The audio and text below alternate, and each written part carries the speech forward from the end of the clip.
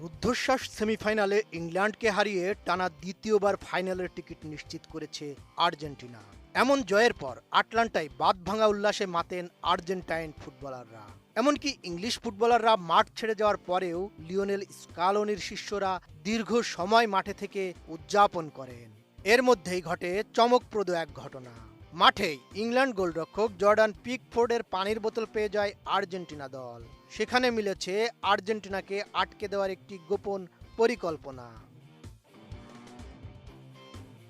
Match শেষে আর্জেন্টিনার খেলোয়াড়রা যখন সতীর্থ সমর্থকদের নিয়ে উদযাপনে ব্যস্ত, তখন দলের ম্যাসাজ থেরাপিস্ট মার্সেলো ডি আন্দ্রেয়ার হাতে আসে পিকফোর্ডের পানির বোতল।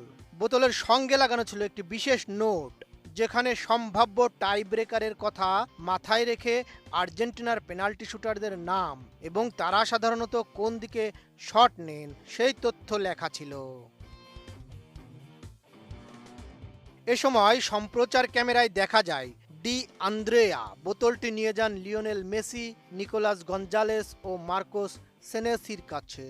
মেসি মনোযোগ দিয়ে কাগজটি পড়ার চেষ্টা করেন, পরে সবাই মিলে সেটি নিয়ে আলোচনা করেন। কেবল মেসি গঞ্জালেস নয়, ম্যাচের 85 মিনিটে গোল করে আর্জেন্টিনাকে সমতায় ফেরানো এনজো ফার্নান্দেজের নামও ছিল সেই নোটে। নিজের নাম খুঁজে পেয়ে হেসে ফেলেন এই আর্জেন্টাইন মিডফিল্ডার।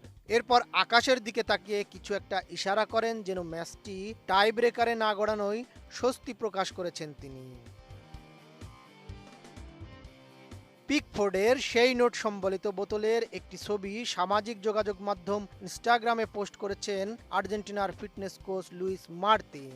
সেখানে দেখা যায় আর্জেন্টিনার সম্ভাব্য সকল পেনাল্টি শুটারের জন্য আলাদা আলাদা নির্দেশনা লিখে রেখেছিলেন পিকফোর্ড।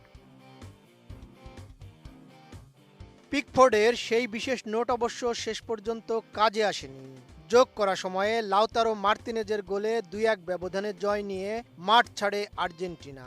তবে ম্যাচ শেষ পর্যন্ত টাই ব্রেকারে গড়ালে সেই নোটই হতে পারত পিকফোর্ডের বড় অস্ত্র। বদিউজ্জামান মিলন, এটিএন নিউজ।